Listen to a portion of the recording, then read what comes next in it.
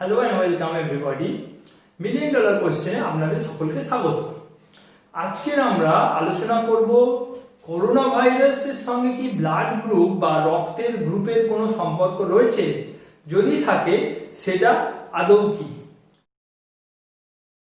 বেশ কয়েকদিন আগে বেশ কিছু প্রতিবেদনে পড়েছিলাম যে ব্লাড গ্রুপ নাকি করোনা ভাইরাস সংক্রমণের ক্ষেত্রে খুব গুরুত্বপূর্ণ ফ্যাক্টর হয়ে দাঁড়াচ্ছে।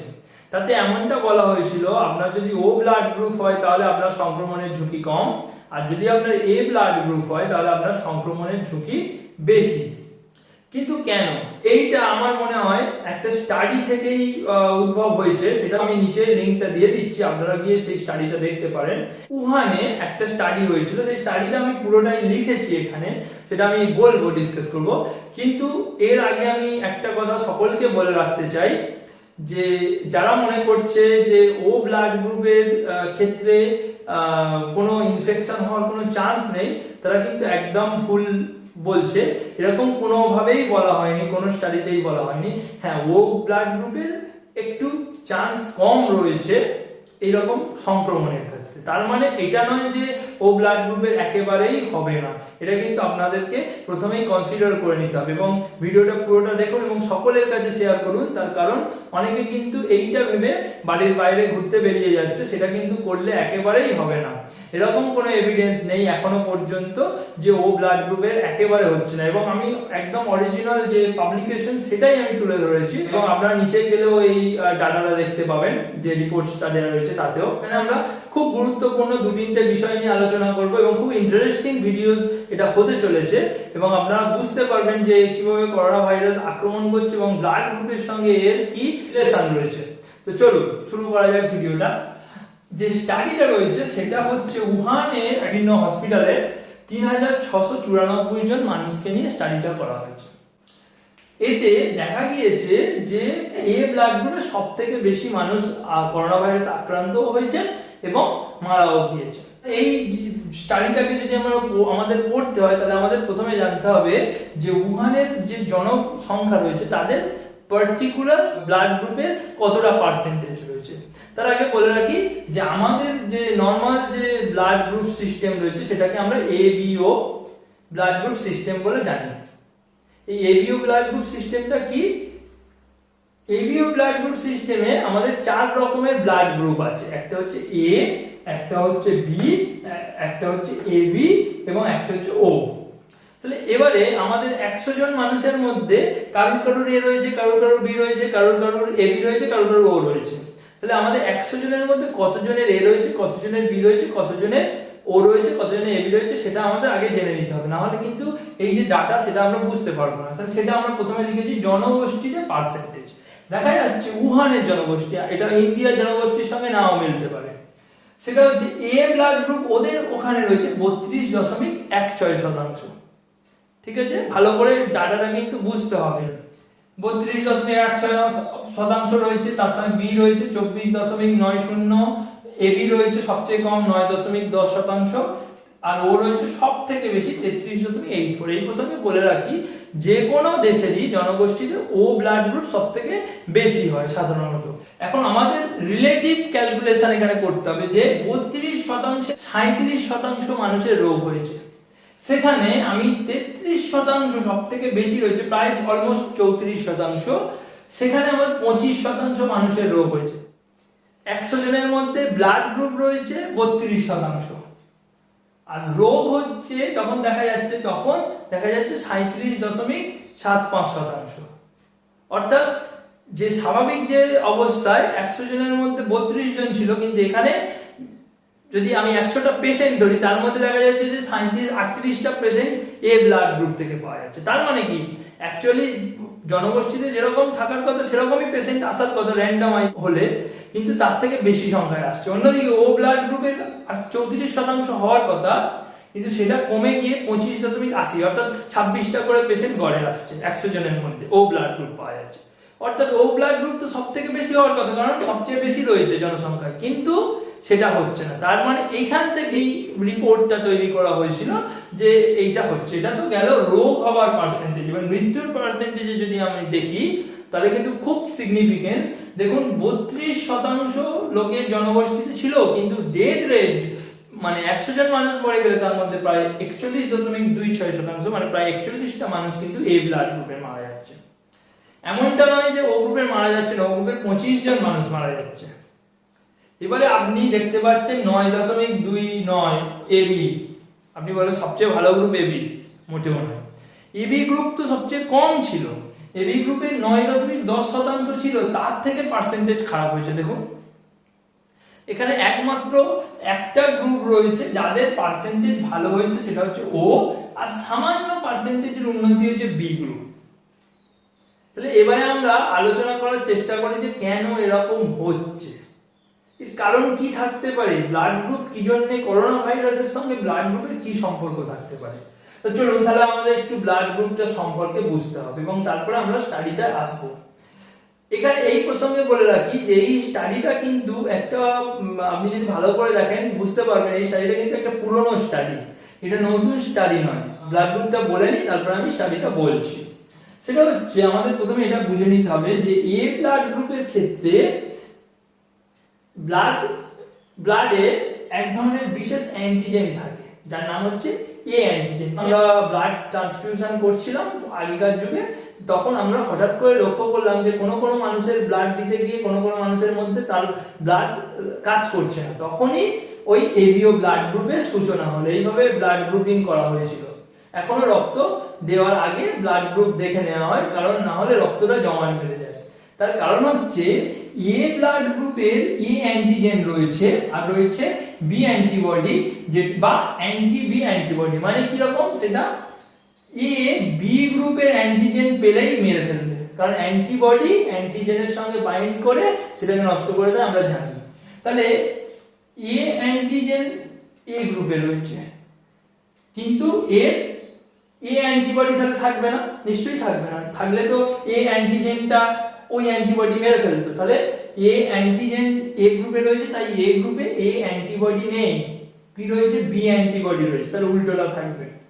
ঠিক একইভাবে বি গ্রুপে বি অ্যান্টিজেন রয়েছে এর গায়ে, কিন্তু এ অ্যান্টিবডি রয়েছে, অর্থাৎ এ গ্রুপের রক্ত দিলে এ অ্যান্টিজেনকে মেরে ফেলবে। সেই জন্য আমরা বি গ্রুপের রক্ত এ গ্রুপে দিতে পারবো না। একইভাবে এবি গ্রুপের ক্ষেত্রে এ আর বি দুটোই থাকবে। দেখুন এখানে দুটো কালার দিয়ে দেখানো হয়েছে, দেখুন কালো কালারের বি, এ নীল কালারের, তাহলে সব রয়েছে, এ বি বোথ অ্যান্টিজেন রয়েছে। তাহলে নিশ্চয়ই এবি গ্রুপে কোনো অ্যান্টিবডি থাকতেই পারবে না, থাকলে সে তো সেই অ্যান্টিজেনটাকে মেরে ফেলবে। অন্যদিকে ও ব্লাড গ্রুপ, ও বলতে অ্যাকচুয়ালি নাল, মানে ওর কিছু নেই, জিরো ব্লাড গ্রুপ। কিছু নেই বলতে কি নেই, এ বি কোনো অ্যান্টিজেনই নেই, কিন্তু এর আছে এ বি অ্যান্টিবডি। অর্থাৎ এ যদি অন্য কোনো গ্রুপ থেকে রক্ত নিতে নেয়, তাহলে কি হবে না, সঙ্গে সঙ্গে দুটো সবই মেরে ফেলবে। সে এও নিতে পারবে না, বিও নিতে পারবে না, এ বিও নিতে পারবে না, কোনোটাই নিতে পারবে না। অ্যাকচুয়ালি কোনো গ্রুপ কোনো গ্রুপের নিতে পারে না। আগেকার দিনে যে ধারণাটা ছিল সার্বিক দাতা সার্বিক গ্রহিতা বিভিন্ন ছিল, ও গ্রুপ সকলকে ডোনেট করতে পারে, এসব এখন ভুল হয়ে গেছে। সেটা নিয়ে আমরা পরে একদিন আলোচনা করতেই পারি। কিন্তু আজকে আমরা যেটা আলোচনা করছি করোনা ভাইরাসের সঙ্গে ব্লাড গ্রুপের সম্পর্ক, মোস্ট ইন্টারেস্টিং ভিডিও, সেটাই আমরা আবার ফিরে আসছি। দেখা যাচ্ছে যে রিসার্চ যেটা বলছে সেটা হচ্ছে পুরনো একটা রিসার্চ, সেটা হচ্ছে সার্স কোভ, অর্থাৎ সার্স ভাইরাস, যেটা চীনে অনেক দিন আগে 2002-3 সালে দেখা গিয়েছিল। সেই ভাইরাসের সময় একটা কেউ রিসার্চ করেছিলেন। এখন রিসার্চাররা সেই সব পুরনো রিসার্চ খুঁজে বের করছে, যেহেতু এটা SARS-CoV-2 অর্থাৎ সার্স ভাইরাসের সঙ্গে এর প্রচুর মিল রয়েছে, তাই ওর সঙ্গে এর কিছু মিল থাকতে পারে। ওর গবেষণা কিরকম ছিল সেগুলো সব এখন খুলে আবার দেখা হচ্ছে, রিওপেন হচ্ছে সেই গবেষণাগুলো। সেখানে পাওয়া গিয়েছে এরকম একটা জিনিস, এবং সেইটার সঙ্গে এখন আমরা ডাটা ট্যালি করে দেখতে পাচ্ছি যে মিলে যাচ্ছে। ওই কারণে এইটা নতুন কোনো স্টাডি নয়, এটা পুরনো স্টাডি। এখন কতটা কি ঠিক আরো পরে পরীক্ষা করে আমাদের অন্যান্য দেশে পরীক্ষা করে দেখতে হবে। তাও এখন যেটা জানা যাচ্ছে সেইটা সম্পর্কে এটা বলা হচ্ছে। তাহলে এইটা দেখা যাচ্ছে যে অ্যান্টিবডি এ যেটা রয়েছে সেইটা একটা খুব গুরুত্বপূর্ণ ভূমিকা পালন করছে সার্স ভাইরাসকে, অর্থাৎ এই করোনা ভাইরাসকে, কোভিড-19 কোষের মধ্যে ঢুকতে দিতে। তো করোনা ভাইরাস কি করে কোষের মধ্যে ঢোকে সেটা আমরা একটু জানি। দেখুন এটা একটা কোষ রয়েছে, কোষে বিভিন্ন ধরনের রিসেপ্টর রয়েছে, অর্থাৎ করোনা ভাইরাস বা যে কোনো কিছু চাইলেই তো কোষের মধ্যে ঢুকে যেতে পারে না, কোষটা তো পুরো ঘেরা, পাঁচিল দিয়ে গেট দিয়ে ঘেরা রয়েছে। তাহলে কোষের এই বাউন্ডারিকে ভিতরে ভেদ করে ওকে ঢুকতে হবে বা ওকে গেট ওপেন করতে হবে। এখানে হচ্ছে এর একটা রক্ষী বা রিসেপ্টর যাকে বলা হয়, যার উপরে বসে তাকে বুঝিয়ে বাজিয়ে ও ঢুকে যেতে পারবে, এরকম এটা হচ্ছে H2 রিসেপ্টর। আমরা এটা গবেষণা করে রেখেছি, করোনা ভাইরাস H2 বলে এক ধরনের রিসেপ্টর রয়েছে আমাদের কোষে, তার মধ্যে দিয়ে ঢুকে চলে যায়। এটা কিন্তু খুব ইম্পর্টেন্ট একটা রিসেপ্টর আমাদের কোষে। এ অ্যান্টিবডি যেটা রয়েছে, যেটা কোথায় থাকছে না, এ ব্লাড গ্রুপে থাকছে না, কারণ ব্লাড গ্রুপ এ তে অ্যান্টিজেন থাকে, তাই জন্য এ অ্যান্টিবডি থাকতে পারে। তাহলে এ অ্যান্টিবডি কোনটায় কোনটায় আছে দেখুন, বি ব্লাড গ্রুপে আছে আর ও ব্লাড গ্রুপে আছে, এ বিতে তো কিছু নেই। করোনা ভাইরাস যখন বসছে, এ অ্যান্টিবডি এএস এর স্ট্রাকচারকে বদলে দিচ্ছে, অর্থাৎ রিসেপ্টরটায় আর বসতে পারছে না। এটা পুরনো একটা রিসার্চ বলছে দেয়ার মে বি, এটা অবশ্য একদম ক্লিয়ার এভিডেন্স এরকম আছে কিছু নেই, অনুমান করা হচ্ছে যে এরকম একটা কিছু থাকতে পারে। মোটামুটি বিজ্ঞানীরা নিশ্চিত, কিন্তু পুরোপুরি নয়, যে এইরকম একটা রিসেপ্টরের গঠনগত আকৃতির পরিবর্তন করে দিচ্ছে। এবার গঠনগত আকৃতি পরিবর্তন করে দিলে করোনা ভাইরাসের এস প্রোটিন গিয়ে রিসেপ্টরে আর বসতে পারছে না, তাহলে ম্যাক্সিমাম রিসেপ্টর গুলো বসতে পারছে না, কিছু কিছু রিসেপ্টর দিয়ে কিন্তু তার মধ্যেই ঢুকে চলে যাচ্ছে ওরা।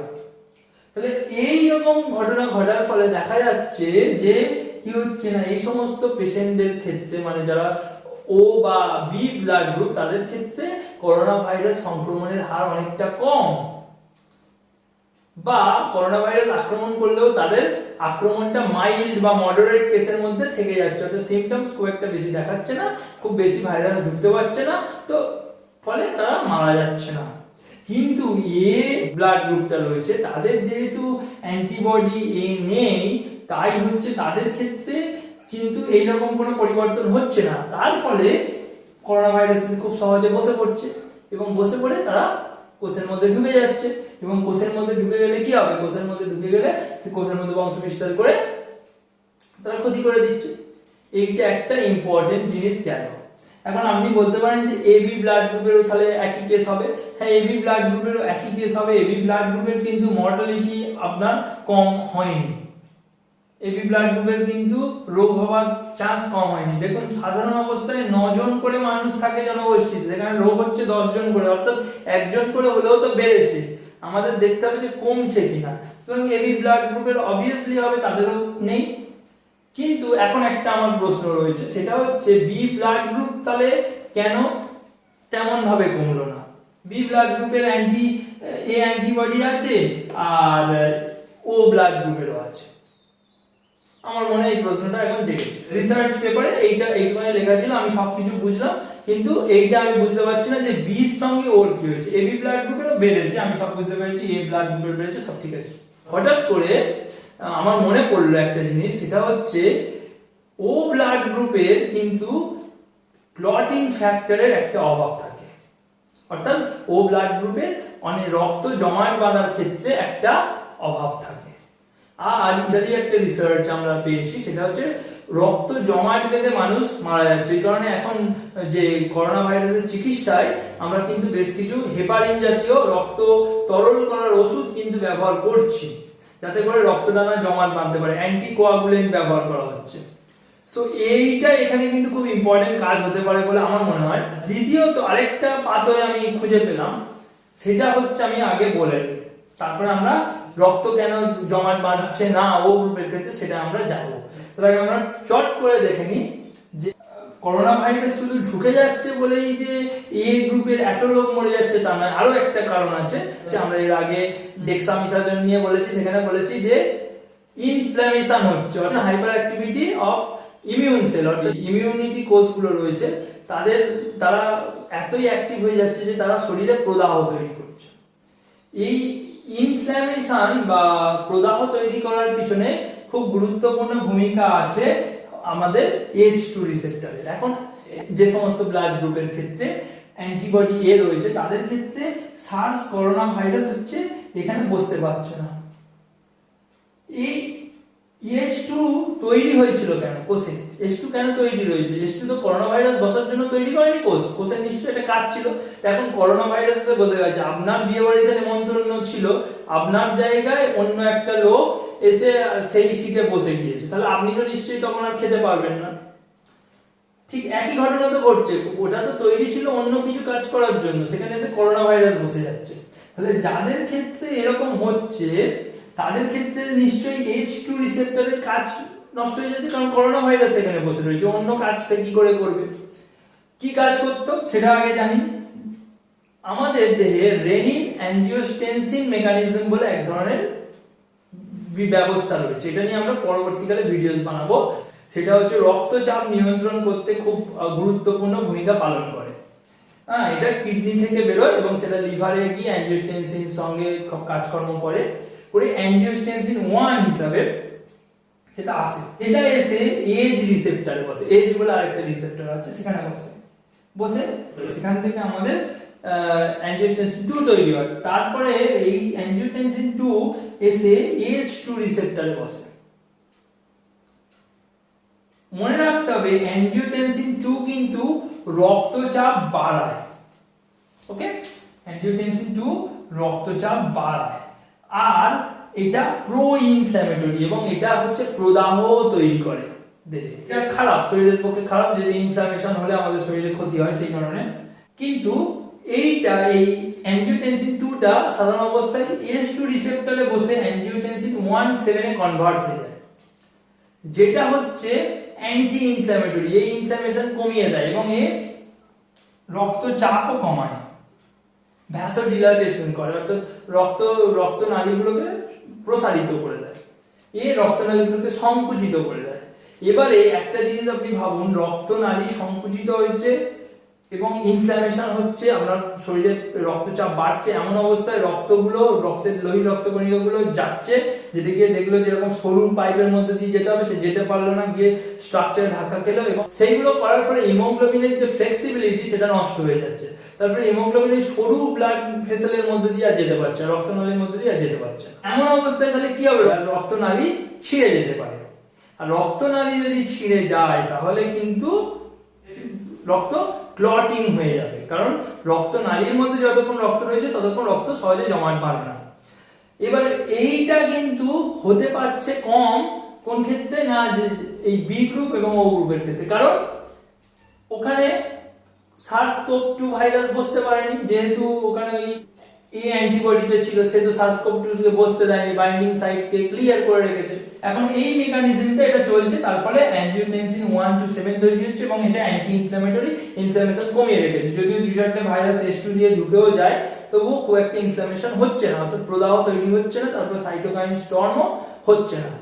সো এর ফলে একটা হতে পারে যে কি, অনেক মানুষ আক্রান্ত হচ্ছে কিন্তু তারা মারা যাচ্ছে না, যেটা এ গ্রুপের ক্ষেত্রে বেশি মানুষ মারা যাচ্ছে।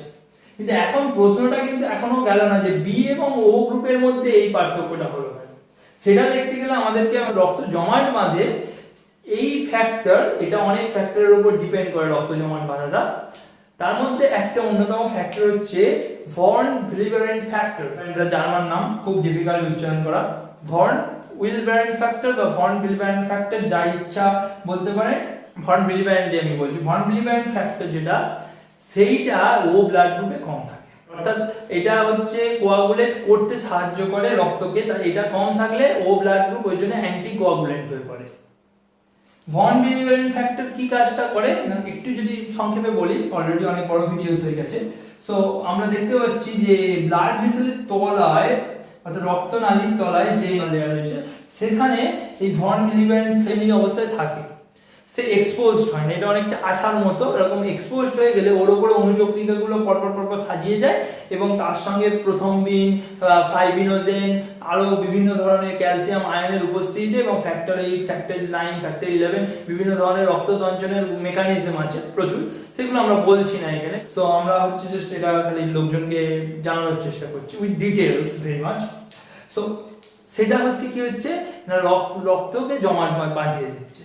এখন এইটাই তো প্রবলেম, কোভিড-19 শুধুমাত্র যে করোনা ভাইরাস ইনফেক্টেড করে কোষকে নষ্ট করে দিচ্ছে তা না, অনেক ক্ষেত্রে সিভিয়ার পেশেন্টের ক্ষেত্রে হাইপার ইনফ্ল্যামেশন হচ্ছে, যেটা মারাত্মক ক্ষতি করছে, তার সঙ্গে সঙ্গে রক্তও জমাট বাঁধছে। এটা ইতালিতে রিপোর্ট হয়েছিল। এইটা কিন্তু ও ব্লাড গ্রুপের এই ফন বিলিভারেন্ট ফ্যাক্টর কম থাকায় সহজে রক্ত জমাট বাঁধে না। এই কারণে এদের এই ব্লাড গ্রুপের কিন্তু একটা প্রবলেম রয়েছে। ও ব্লাড গ্রুপের অনেক প্রবলেম রয়েছে, কিন্তু ও ব্লাড গ্রুপ ম্যালেরিয়া ফ্যালসিপারামের ক্ষেত্রেও কিন্তু মানে এইভাবে বেঁচে গিয়েছিল। যারা লো ব্লাড গ্রুপ তাদের ক্ষেত্রে তো রক্ত জমাট বাঁধতে প্রবলেম হবে, এদের ক্ষেত্রে সাধারণত অনেক ক্ষেত্রে রক্ত জমাট বাঁধতে দেরি হয়, তো অনেক প্রবলেম রয়েছে। কিন্তু এই ক্ষেত্রে করোনা ভাইরাসের ক্ষেত্রে একটু হলেও আশাপ্রদ। এমনটা নয় করোনা ভাইরাস ইনফেকশন হচ্ছে না, এটা সিভিয়ার কেসে ডেথ পার্সেন্টেজ আমরা অনেকটা কম। দেখুন 33% সাধারণ জনগোষ্ঠীতে, 25% মারা যাচ্ছে, মানে প্রায় অলমোস্ট 8% কমেছে, অনেক বেশি। অনেকেই কমেন্ট করে দিয়েছে যে ও ব্লাড গ্রুপের কিছু হচ্ছে না, আমার তো ও ব্লাড গ্রুপ, বাইরে কি করি না। আপনি কিন্তু ওই 25%-এর মধ্যেও পড়ে যেতে পারেন। সুতরাং সতর্ক সবসময় আমাদের থাকতে হবে। এই জিনিসটা ও ব্লাড গ্রুপের ক্ষেত্রে কম, ও ব্লাড গ্রুপে কম থাকে, কিন্তু বি ব্লাড গ্রুপে নরমাল, যার ফলে বি ব্লাড গ্রুপের ডেথ পার্সেন্টেজ কিন্তু তার স্বাভাবিকের তুলনায় খুব একটা কমেনি। কারণ ক্রিটিক্যাল পেশেন্টের ক্ষেত্রে কিন্তু যতই আপনার এই জায়গায় একটা ভালো ব্যারিয়ার বি ব্লাড গ্রুপ পেয়েছে, কিন্তু ও ব্লাড গ্রুপ দুটো সাপোর্ট পেয়েছে। একটা তো হচ্ছে তার এ অ্যান্টিবডি থাকার জন্য যে কাজগুলো হয়েছে, যেটা বি পেয়েছিল সেটাও পেয়েছে, তার সঙ্গে সঙ্গে আমার মনে হয় এটা অবশ্যই হবে যে এদের ভন বিলিভারেন্ট ফ্যাক্টর কম থাকে। এটা আশা করি এই ভিডিওটা দেখে আপনারা বুঝতে পেরেছেন যে ও ব্লাড গ্রুপ কেন ডেথ রেটের ক্ষেত্রে একটু ভালো ফল দেখাচ্ছে, আক্রান্তের ক্ষেত্রেও কিছুটা কম। কিন্তু তাই বলে আপনারা এরকম কখনোই মনে করবেন না যে ও ব্লাড গ্রুপ আক্রান্ত হচ্ছে না, অবশ্যই হচ্ছে। এখানেই পরিসংখ্যান দেখুন 25% লোক আক্রান্ত হয়েছে, সেটাও কম নয়। আপনি কেন তার মধ্যে পড়তে চাইবেন? আপনি অবশ্যই সতর্কতা অবলম্বন করে চলুন, সুস্থ থাকুন, ভালো থাকুন। পরবর্তী ভিডিওতে নিশ্চয়ই আরো কোনো ইন্টারেস্টিং জিনিস নিয়ে আলোচনা করা হবে। ততক্ষণের জন্য ধন্যবাদ।